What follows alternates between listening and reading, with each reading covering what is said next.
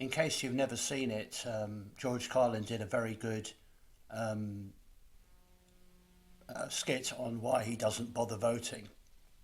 And although George Carlin is dead and he's American, the same what he said in his video or his comedy sketch, which was more like wasn't so much comedy, was kind of um, explaining why he doesn't vote really, but done in a sort of comedic style.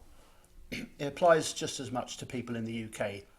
Now, I'm one person, and there are. This was in December 2021. The number would have gone up by now, and apparently in 2021, nearly 3 years ago, there were 46,560,452 people who could vote, and for people on the local government electoral registration was almost 49 million, 48,844,292. And I'm one person. I am one person. And one person out of 50 million is nothing. Now, if you live in America, there's probably 200 million people who can vote or more. So that would be even less reason to vote.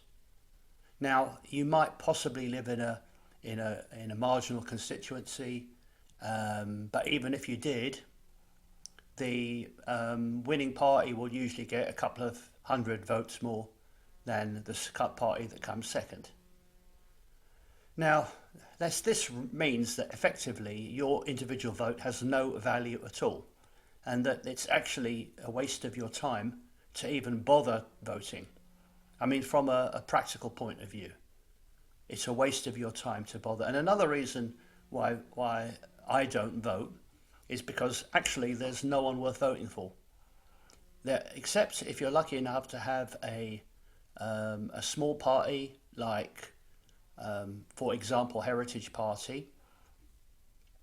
You could try voting for them, but it's almost certain they would not be elected because the vast majority of the people who surround you are complete idiots who will do the lesser of the two evils approach. I don't want to vote for an evil party. I'm not going to vote Starmer just because Sunak is awful. And I'm not going to vote for Sunak because Starmer is awful. They're both awful. I'm not going to choose between two awful people just because one of them on a few policies might be slightly less awful than the other. They are both very, very bad candidates. And the Greens are just as bad. They go along with the vaccinations, they go along with the climate change, they go along with the open borders, they support Zionism. So unless I started my own party, if I could vote for myself, I would, because I'm in agreement with all of my policies. But when you vote for someone else, you're always going to have to hold your nose. Because, for example, Corbyn is one of the few politicians who are right about the Palestinians, right? But on every other issue, he's wrong. He supports open borders, he opposed Brexit, he thinks climate change is real and has powwows with Greta Thunberg. He didn't oppose the vaccinations, same with George Galloway. George Galloway supported the vaccinations, as did Nigel Farage, as did Richard Tice. Reform? Are you joking? Shitrod? Charlie Mullins? He was trying to force his drivers to be vaccinated. And now they're saying things like, yeah, well, the science has changed. We know more now than we did. You don't vaccinate people and then work it all out later, right? If you don't know what you're eating, don't touch it. That's why I don't eat. That's why I would not pick mushrooms. It's simply because I don't know what I'm doing. I don't know enough about it. So to be on the safe side, of course, it's a possibility I'm missing out on some really tasty mushrooms because I like the concept of foraging. I like it a lot. But seriously, I don't know enough. I could easily get into trouble. And I even met a guy once who thought he knew it all, who ended up having to have a liver transplant or kidney or whatever it was, simply because he made a mistake. Think about it. He made a mistake. So I'm not going to vote. And another advantage of not voting is after the vote, when we discover almost immediately that nothing is going to change and that things are going to carry on getting bad, or even worse than they are at the moment, I'll be allowed to criticise. Because as George Carlin said in his video, or in his performance, he said, well, when you don't vote, you have a right to criticise. But the people who vote are the ones who either chose the failure, which we're going to get guaranteed, guarantee it. Because if voting worked, we'd already have this improved society. It hasn't worked, has it? The Tories came into power to deliver Brexit, they haven't. To reduce immigration, they haven't. For freedom, personal freedom, and they haven't. Spending control, they haven't. Right? They found billions. They're told, no, we can't help the homeless because there ain't enough money. But they could automatically, instantly provide billions and billions for their friends in the pharma industry and all the PPE. So really, there's no shortage of money because money is something the government can create. Right?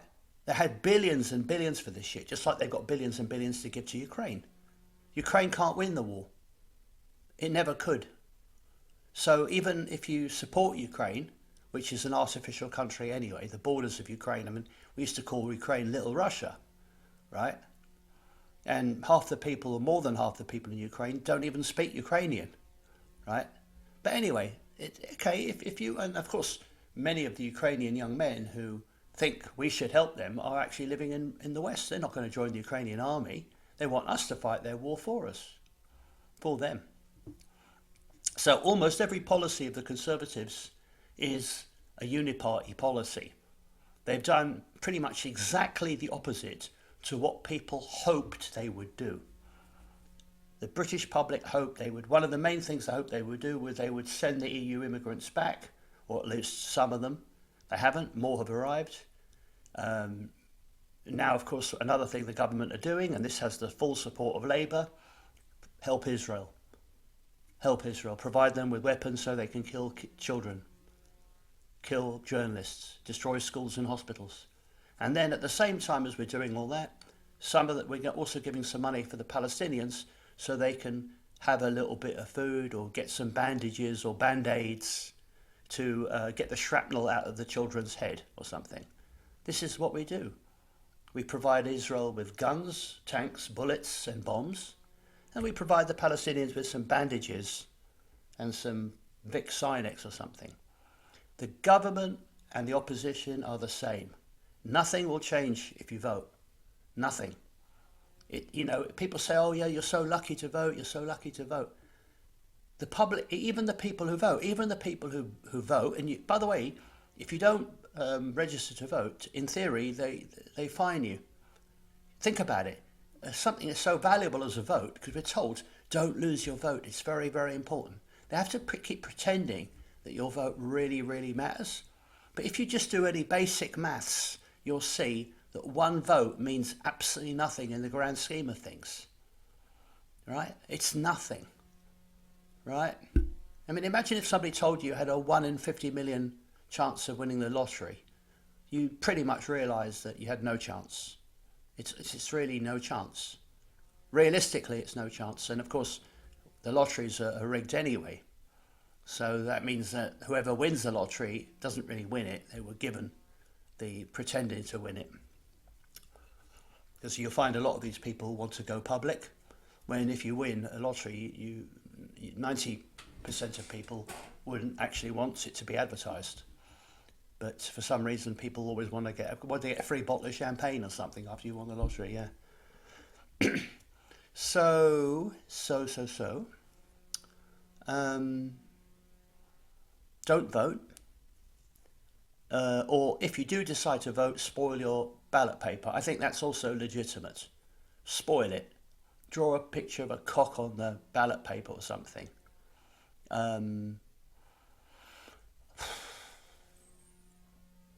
If there are a few individual candidates in Britain who probably are worth voting for, there's a guy called Dr. Tek Kong. I say David Curtin, perhaps. You might make a protest vote with Jeremy Corbyn strictly on the basis that he's done something for the Palestinians, which is better than nothing, or George Galloway. I want a politician who represents the right on all issues, not just on some of the issues. You need to help the Palestinians. You need to be anti-net zero, anti-World Economic Forum, anti-EU. We need to leave NATO, right? We need to have a really strict border control, or we need to persuade people to go back to their own countries. We need to stop destabilizing other countries, right? We need to get out of the World Economic Forum, get out of the World Health Organization, stop poisoning people with vaccinations.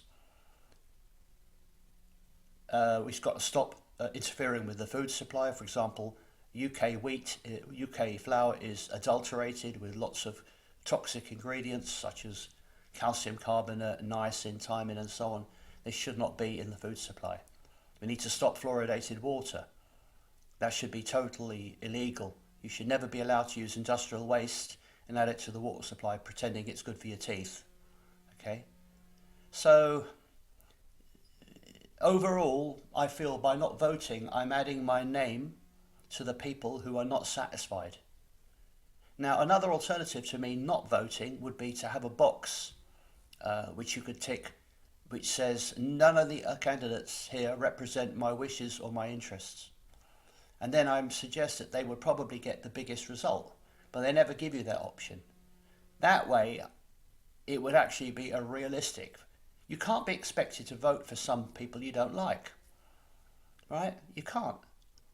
And I would say that probably 99% of people vote for a party based upon the idea that it's not as bad as the other party, which is why a lot of people are going to vote Labour because they don't like the Conservatives, not realising that nothing is going to change. Nothing is going to change. Everything will stay exactly the same. We'll still be supporting Israel. We'll still be giving money to Ukraine. We'll still be having the vaccinations. We'll still be interfering with the food supply. We'll still be interfering with the atmosphere. This is another thing people don't seem to understand. Our atmosphere is being geoengineered. They're interfering with nature, constantly interfering with nature, interfering with our food, interfering with our water, and interfering with the weather. Right? And at the same time, they're inviting all kinds of fighting age men from all over the world, undocumented, some of whom are violent, many of whom will end up committing crimes. They can all just come in, and even charities are allowing them in. The RNLI was designed to rescue people who'd fallen off their fishing boat or something. Instead, it's being used to funnel in illegal immigrants. And this is a charity. Who's funding it? All the Zionists are. The Zionists and some muddled old age pensioners who don't seem to realise that they're being deceived. We're in trouble, and it's never going to get any better, because I know from my personal experience that people are stupid. People are very stupid, and if you present them with information, they will not process it. They can't deal with it. It's cognitive dissonance. And the biggest idiots of all are the middle class, British middle class. Very naive people. As Molière said, there's no fool like an educated fool. These people who've got good jobs, and they're nice people, you know, they're nice people, they're friendly people, quite often. But they can't understand, because they don't believe that people are wicked. They don't understand that evil exists. We live in a very evil world. Of course, that evil doesn't always affect us directly. But a lot of people now, a lot of people in Britain, they don't seem to care that there are other people in other countries who are being bombed, who are having their children mutilated. Right? Just because it's not happening here. So anyway, my advice to you is don't bother voting. And it would be great to see more than 50% of the public not bothering, because this might send a signal that the public are not satisfied with the system and need a change. Now, I mean a real change, not just rhetoric and signs.